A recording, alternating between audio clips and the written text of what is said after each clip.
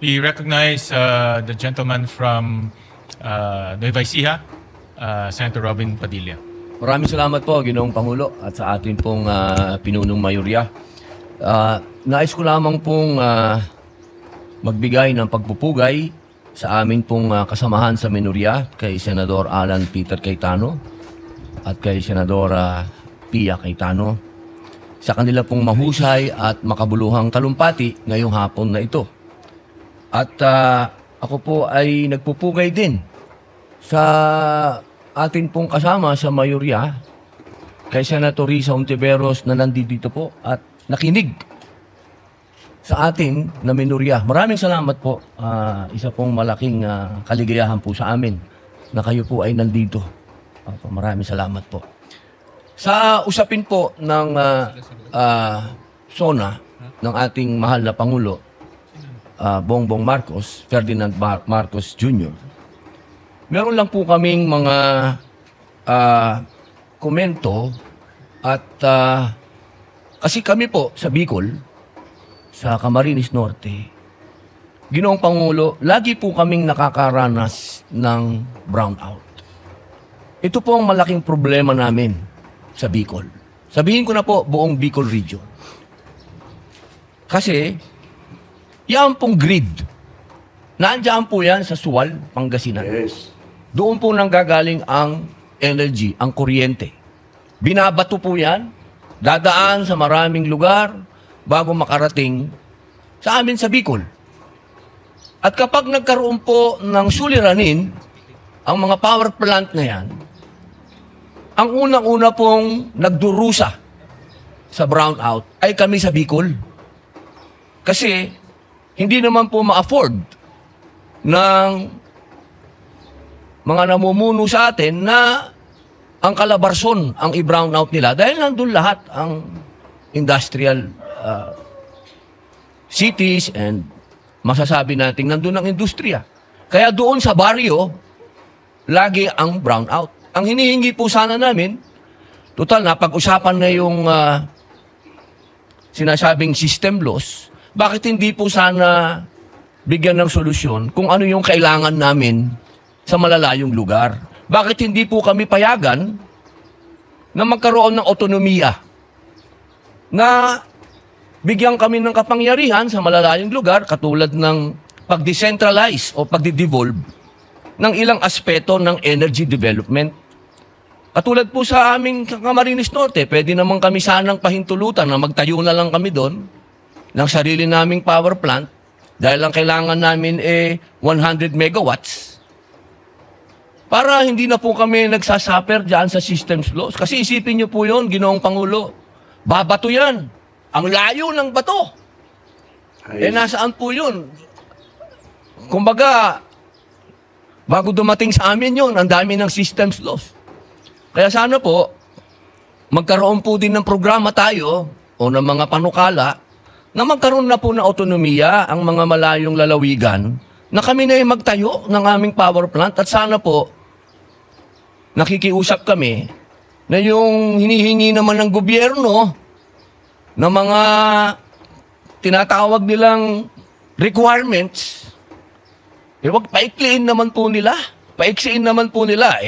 2014 pa po ng Camarines Norte nilalakad magkaroon ng power plant doon. 2026 na hanggang ngayon, hindi pa rin po kami tapos sa requirement. Ito po yung mga masasabi po natin, Ginoong Pangulo, na pangmatagalan yung mga totoong solusyon na pwede po sana nating tignan. Ngayon po, isa pa po, napag-usapan po yung napakaganda pong plano, yung rocket. Ako po'y natutuwa dyan dahil nung bata ako, ako din po ay tagahanga nung lumanding ang rocket sa moon, yung mga ganyan, yung ito pong kailan lang, umikot yung...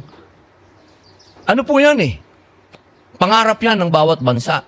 Pero sana po, ang kahilingan ko lang po, bago po tayo makarating dyan, maayos muna po yung transportasyon namin sa Bicol. Alam niyo po, Ginoong Pangulo, hanggang ngayon, 12 oras po ang papunta sa aming lugar. Yes. Yung pong train, buti pa po ng bata ako, may train kami papuntang Bicol. Ngayon po, wala na po kaming pag-asa yatang magkaroon na ng train. Tama.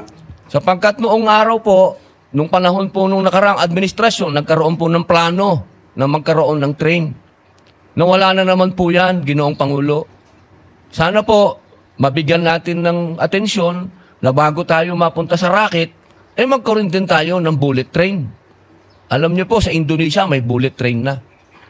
Ito pong mga ganitong pangarap, kaya po nating abutin. Kagad. Ito po yung gusto natin na maibigay sa mga katulad po namin na nasa malayong probinsya. Isa pa po, Ginoong Pangulo, narinig ko po kayo. Ito po yung unang narinig natin nung 2025 SONA. Yung patungkol po sa FOI, yung patungkol po sa fake news, yung patungkol po sa pagbibigay natin ng proteksyon sa kabataan, sa pamamagitan po ng, sa inyo ko po narinig din yan, Ginoong Pangulo, yung mga kabataan po, kung po pwede, 16 pababa, wag na po nating pabayaan na gumagamit pa ng social media. Ito naman po, practice na sa ibang mga progresibong bansa. At isa pa po, yung krimen na nagagawa po ng mga minor de edad, Ginoong Pangulo, ito po harap-harapan na. Kaya sana po, kung tunay na gusto nating harapin, dahil lang narinig po natin sa mahal na Pangulo, partner niya ang komunidad sa pagharap sa krimen. Paano pong magiging partner ng komunidad kung wala po tayong mga batas na susuporta para maging kapartner ang komunidad? Yun lamang po, Ginoong Pangulo. Maraming salamat po. Maraming salamat, Senator Robin. At totoo na napakahalaga po yung infrastructure. At yun rin po ang isang bagay na nakikita natin para lalong bumilis ang takbo ng ating ekonomiya. At meron tayong mga proposals sa Economic Affairs Committee sa panguna po ni Senator Risa.